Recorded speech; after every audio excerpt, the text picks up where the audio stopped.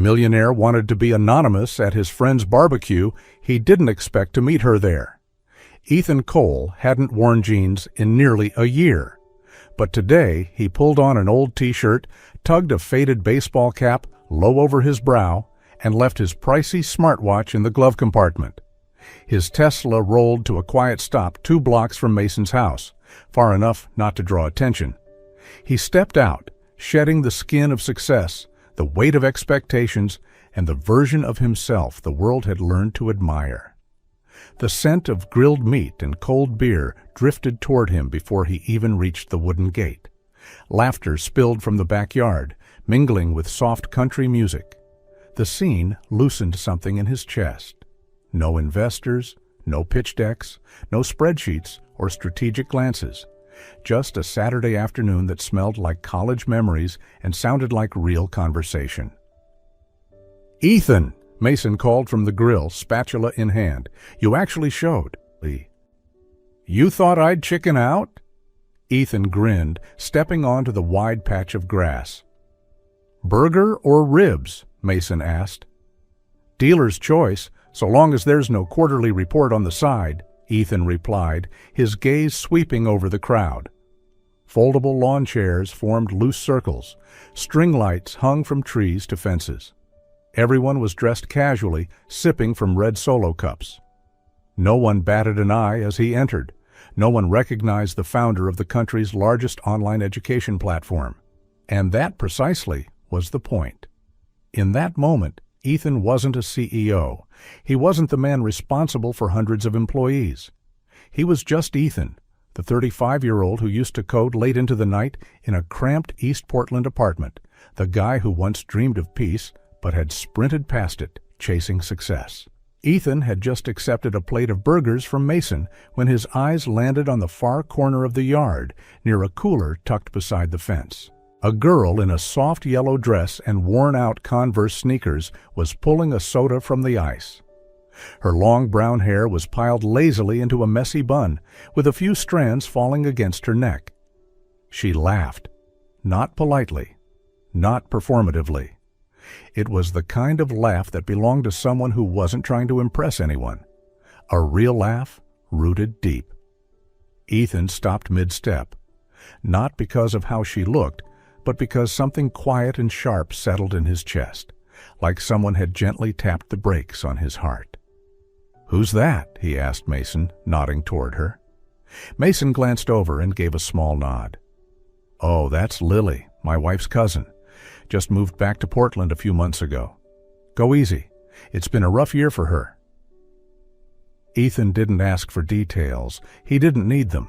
His feet were already moving. Lily didn't notice him until he was standing right in front of her. "Hey," he said, aiming for a smile that didn't feel like the one he wore in conference rooms. She looked up. Her eyes were deep brown, clear, observant, unreadable. "Hi," she replied. "I'm Ethan." He held out his hand. "Lily?" Her grip was warm, firm. "You one of Mason's crew?" "College buddies," he said. "And you?" "Wife's cousin, married to the guy who thinks he's king of the grill." She pointed toward Mason. Ethan laughed. "He threatened to kick me out for putting ketchup on my hot dog." "Criminal," she smirked. They stood for a moment. No small talk, no awkward shuffling. Just quiet. Ethan noticed she wasn't trying to impress him or disarm him. She was just here, present, grounded. It was oddly disarming. "Want a drink?" he offered. "I've got one," she said, lifting her soda. "But I'll come with you. Watching people fight over the last cold beer is entertainment." They walked to the cooler together, and the conversation flowed like a slow-moving current. She told him she'd just left her job in publishing back in Seattle after realizing it didn't make her happy anymore. Now she was living in her aunt's guest house, trying to figure things out. She hated small talk, loved thunderstorms, preferred silence over filler. What stood out to Ethan, she didn't ask what he did for a living, and he didn't want to offer it. Later that evening, they sat together on the lawn, a little away from the crowd. She turned to him and said, You don't talk like the other guys here." "What do you mean?" "You listen," she said. "Most men can't get through a sentence without trying to sound impressive." "I'm not trying to impress you." "Good," she looked right at him, "because I'm really good at spotting fake." Something in Ethan's chest drew tight. "I'm not fake," he said quietly. She studied him for a beat, then nodded. "I believe you." Music drifted from the back porch. String lights glowed overhead, and for the first time in a long while, Ethan didn't feel like an outsider. He was just a man who'd stumbled onto something real after wandering too far from it for too long. As the party began to wind down, folding chairs were gathered, the music softened, and the air took on a quiet calm. Ethan and Lily were still sitting in the grass, talking like time had forgotten them. "I should probably head in," she said, glancing toward the porch. "Yeah," Ethan replied, though he wasn't ready to leave. They walked together toward the gate. When they reached the sidewalk, Lily stopped, reached into her bag, and pulled out a napkin. She scribbled a few digits and handed it to him. "My number," she said, then looked him square in the eye, a hint of a smile on her lips. But no texting. Call. Ethan took it without a word, but the smile that rose on his face stayed with him the whole way home. Ethan stared at the napkin in his hand, the black ink slightly smudged at the corner, numbers scribbled with no flourish. He'd been hesitating all afternoon. His phone lay beside him, as if waiting for a call he wasn't sure he had the courage to make. For the first time in years, pressing a single button made his heart slow down. He dialed, lifted the phone to his ear. His palm was damp. One ring, then two. By the third, her voice came through, calm and laced with a smile. "You actually called." "I said I would. I figured you were the kind of guy who forgets." A fair assumption, but not this time.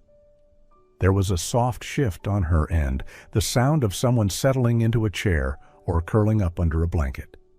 "So what's the plan?" "Coffee, somewhere old. No Wi-Fi, phones off, just real people and real words." A pause, then, "That's dangerously close to clever." "So, is that a yes?" "Send me the address, but let's pretend we didn't plan this." "I'll pretend really well." Just so, for the first time in a long while, a plan was made, with no agenda, no pretense, just curiosity. The next afternoon, Ethan stepped into a coffee shop tucked away in a quiet corner of East Portland, a place so subtle you'd miss it if you weren't paying attention. The wooden floor creaked beneath him. The chalkboard menu was mostly erased. The barista didn't ask for names. Everything felt like it belonged in a different decade. Lily was already there, seated by the window, flipping through a paperback. She didn't look up as he approached. "You're late," she said. "I'm exactly on time." "Late people always think that, but you seem like someone who prefers being early." She looked up then, eyes playful, challenging. "So, you've been watching me." "Only when there's a reason to." She closed her book and set it aside. "This place smells like burnt toast." "Perfect, isn't it?" She didn't reply, but the curve of her lips said enough. They sat and let the silence ease into something comfortable. They didn't talk about the usual things. Instead, they spoke of childhoods and in-between moments. Ethan shared stories about growing up in a 2-bedroom apartment with his mom, a fiercely independent woman who ran a one-woman accounting firm, about staying up all night coding, trying to hold on to a dream that always seemed one bill away from collapsing. Lily talked about her third-floor walk-up in Seattle, where the roof leaked in winter and the neighbors yelled louder than the TV. "Strangely enough," she said, "silence is what I miss most." "Do you ever want to go back?" "Sometimes I miss the noise, but the chaos? No." "I get that." "No," she shook her head. "You don't. You don't seem like someone who ever slept next to an old fridge or shared a bathroom with 4 roommates and a raccoon." Ethan laughed genuinely. Okay, not exactly, but I know what it's like to want a reset. Lily tilted her head. You're hiding something. Aren't we all? You more than most. You speak like someone carefully editing every sentence.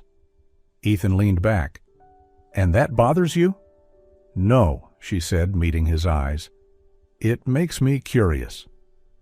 By the time they left, the streetlights had flickered on. Neither asked the other to walk them home. They stood beneath a tree near the sidewalk, wind brushing past and traffic humming in the background. I'm not going to ask what you do, she said, and I won't tell you. Good, she smiled. I like this version of you, whoever he is. She turned to leave. Ethan stayed still, the napkin still in his pocket. That night, he didn't return to his penthouse. Instead, he drove to a quiet hill overlooking the city, killed the engine, leaned back, and let the silence hold him. For the first time in a long while, he didn't have to be anyone but himself. In the days that followed, they didn't talk much. No texts, no social media updates.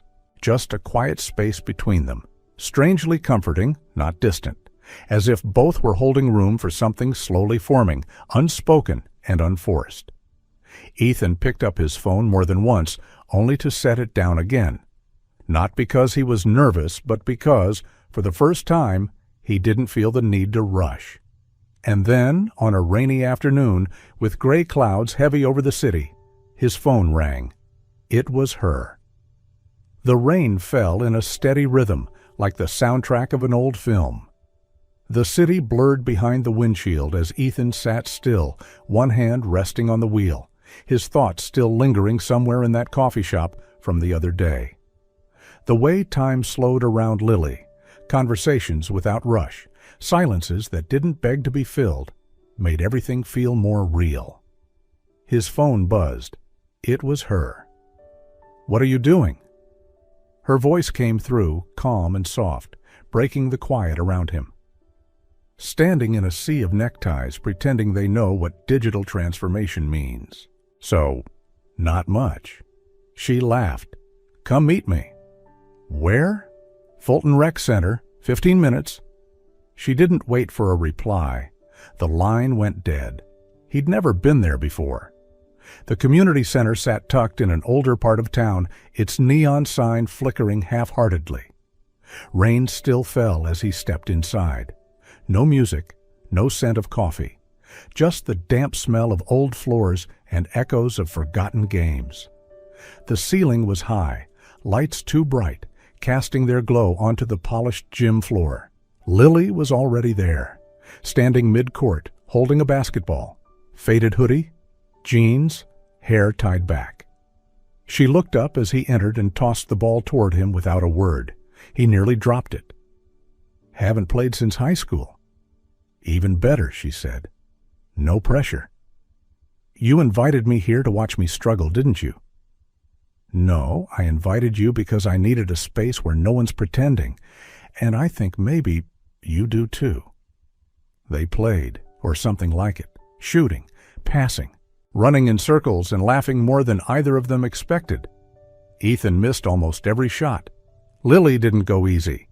She stole the ball, spun, scored again and again. And Ethan? He was breathless, sweat dripping down his back, but he laughed like he was winning. Their sneakers squeaked on the wood.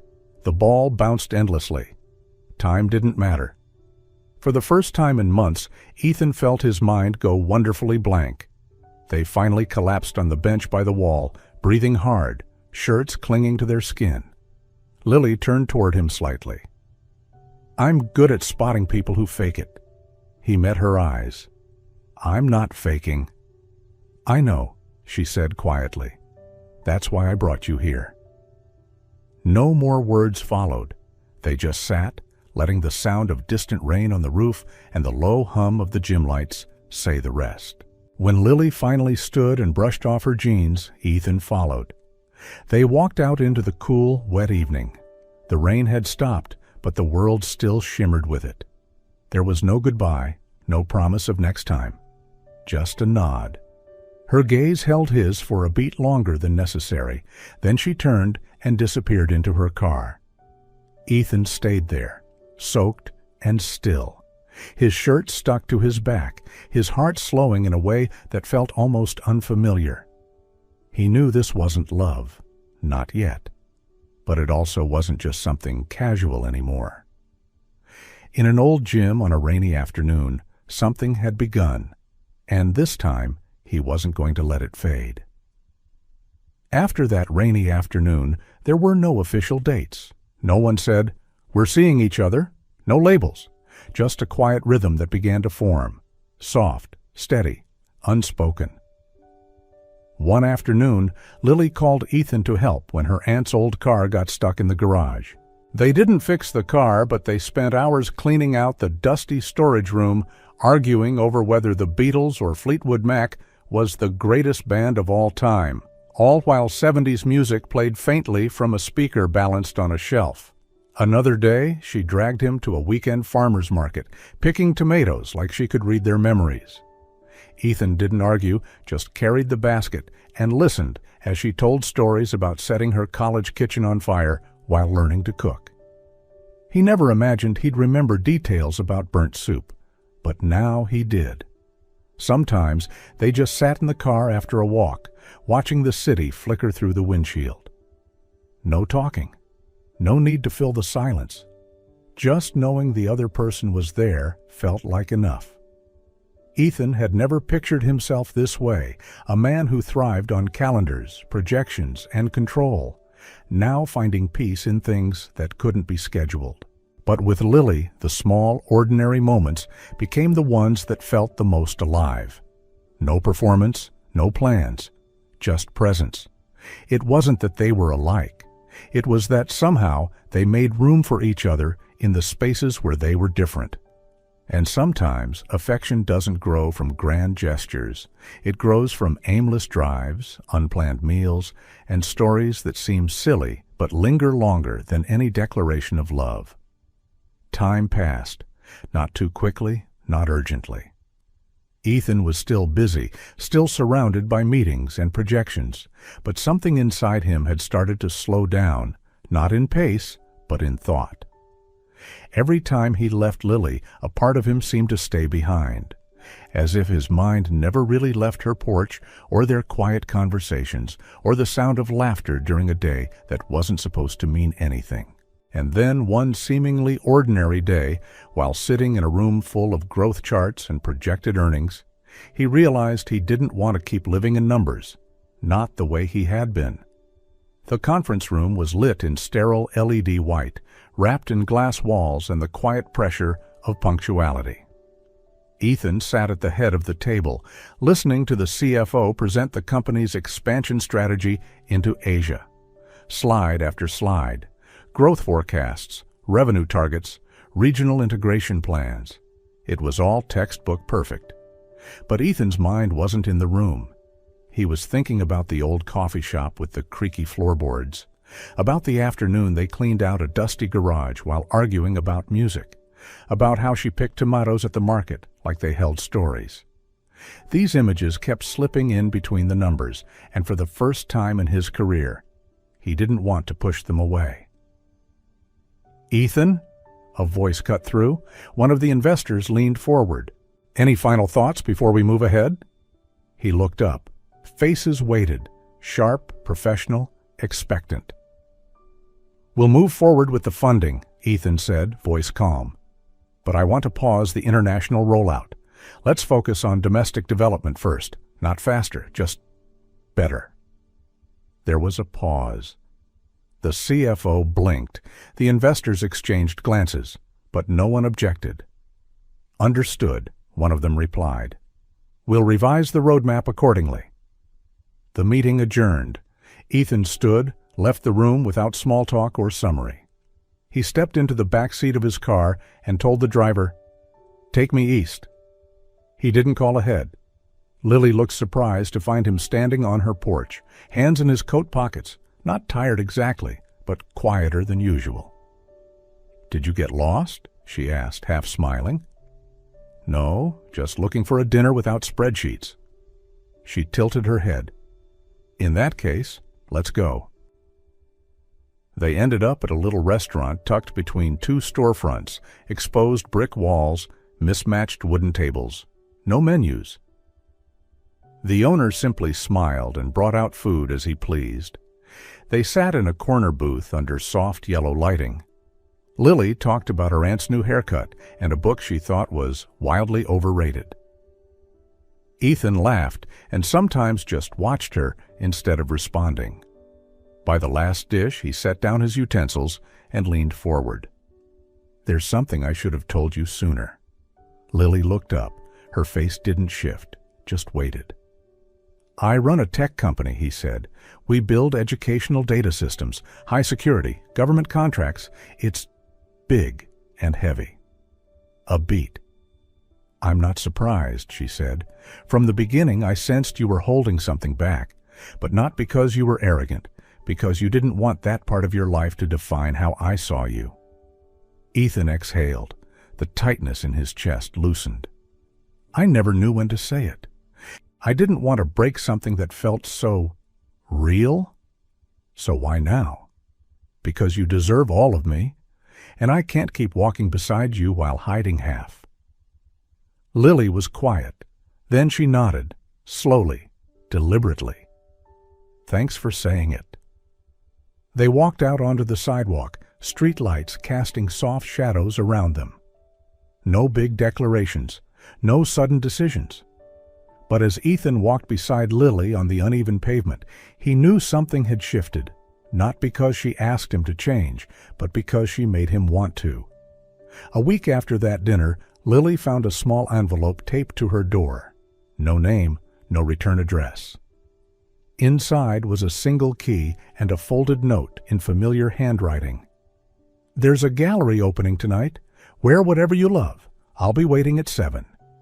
She smiled, folded the note, and left it on her table. At exactly 6:55 p.m., a black car pulled up. The driver opened the door without a word. But the car didn't stop at a gallery. It pulled into a private entrance at the base of a tall building. The doorman greeted her by name, pressed the top-floor button, and smiled like it had all been rehearsed. When the elevator doors opened, she stepped into a space bathed in soft gold light. Floor-to-ceiling windows. A jazz quartet played in the corner. It wasn't crowded. It wasn't flashy. But everything felt intentional. A small table stood at the center, dressed in white linen and soft candles. Ethan stood beside it. No tie, no blazer, just him, in a black suit that somehow looked more honest than expensive. His hands twitched slightly when he saw her. "You said it was a gallery," she said, walking in. "I lied," he smiled. "This is my home." She looked around. The silence was too perfect, the way light touched the walls and the art. "Why bring me here?" "Because I'm done hiding." He reached into his pocket and pulled out a small velvet box. Inside was a thin gold bracelet. No gems, nothing flashy, just simple. And in the center, 2 words engraved. "Still here." "This isn't a proposal," he said, voice steady. "It's a promise, not made with words or papers, just with choice." After slipping the bracelet onto her wrist, Lily looked at Ethan for a long moment. Behind him, the city shimmered, high rises gleaming like they spoke a language she never really learned. "Ethan," she said slowly, "I don't want to live in this world." "What world?" "This one, the polished, calculated one, full of power and expectations, where every move is part of a strategy. I tried it, in Seattle, in publishing. I thought I had to keep up, but in the end, it wasn't meant for me." Ethan didn't interrupt. He just listened. "I want the messy things," she continued. "Late breakfasts, evenings spent reading under dim lights, a place that can be a little chaotic, but real." He nodded. No arguments, no convincing. Just stepped closer and rested his hand lightly on her wrist, where the bracelet still sat a little loose. "Then," he said, voice low and sure, "I'll come to your world." And somehow, in the simplicity of that moment, his promise felt heavier than any contract Ethan had ever signed in his life. The 3-story brownstone on a quiet Brooklyn corner didn't look like much from the outside, but on the ground floor, once a forgotten laundromat, now stood a little bookshop called Chapter 1. A name Lily came up with herself, simple but full of meaning. No Wi-Fi, no takeout coffee, no blinking LED signs. Just a soft bell ringing whenever someone walked in, the scent of old pages mixed with cinnamon candles, and Lily behind the counter, sometimes reading, sometimes scribbling ideas for the weekend's book club. Ethan didn't own the store. He didn't treat it like a business. He was just there. At first, to help drill shelves, wipe dust, repaint the wooden door. Then it was rewiring light fixtures and fixing a leak from upstairs. Eventually, it became routine. Morning tidying, evening coffee, reading short stories to each other before bed. "You planning to read every book in here?" Lily asked one night as he buried himself in a vintage poetry collection.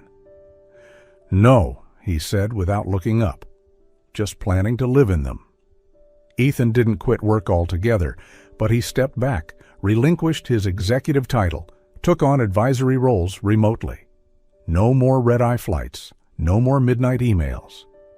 He could sit with Lily through an entire afternoon and never glance at the time. They lived simply, not as a philosophy, but because it felt right. Quiet enough to hear each other, slow enough to notice the shift in each other's eyes, honest enough not to pretend to be anything more than they were.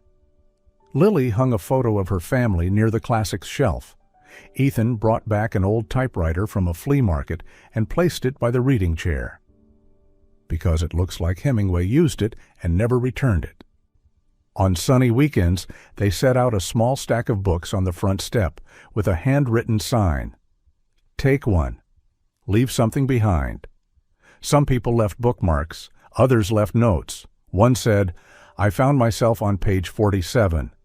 Each night, they locked the door, poured wine or brewed tea, and climbed to the rooftop, where Ethan had strung up soft lights and added a pair of wooden chairs. Not a place to plan the future, just a place to breathe, to sit in silence, and to know, with quiet certainty, they had chosen each other. Nothing grand, nothing loud. But with each passing day they were writing a chapter that needed no dramatic twist, only to be read together, one page at a time, never unfinished.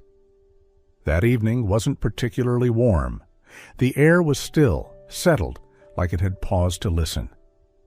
In the backyard, where Lily grew mint and cherry tomatoes along the wooden fence, the quiet felt almost sacred.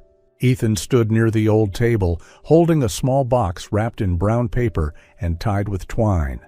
No candles, no flowers, just the soft kitchen light spilling onto the grass and the buzz of summer insects hidden in the trees beyond.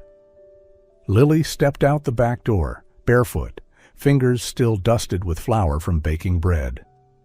"What are you doing out here?" she asked, surprised to see him standing there, not on his phone, not reading, just waiting. "Waiting for the right moment," he said. "For what?" He looked at her, his eyes steady. No hesitation this time, just quiet certainty. "I used to think proposing had to be a grand gesture," he began. "A big plan, a stage, an audience. But I realized all I want is this, you, in this small backyard, barefoot, hands covered in flour, books stacked in every room." He stepped forward and opened the box. No diamond ring, just a thin silver band engraved inside with the words, "Let's keep building." "I want a life filled with old books," he said. "Arguments about commas, planting basil, debating the correct placement of your favorite reading chair." "I want you," he continued, "and everything you come with, messy, warm, imperfect. You might not need a grand promise, but I need to say it. I want to build this life, not alone, but with you." Lily didn't cry. She just looked at him for a long, long moment. Then she untied the twine, took out the silver band, and slipped it onto her own hand. "I guess," she said, voice soft but sure, "this means I have to let you keep putting that chair in the wrong corner? Or learn to live with you moving it 3 times a week?" She laughed and stepped forward, wrapping her arms around his neck. "I think we can keep building." And just like that, with the sound of crickets and a trace of flowers still in the air, they stepped into a new chapter, without a stage, without applause, just each other, and a silver band catching the light of the old kitchen lamp.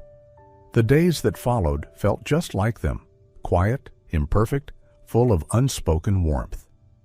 After that evening, neither of them rushed to talk about a wedding. There was no countdown, no calendar pinned on the fridge. Just the quiet understanding, growing stronger with each morning coffee made for one another, each leaky pipe fixed together, each grateful glance at the end of a long day, knowing the other was still there.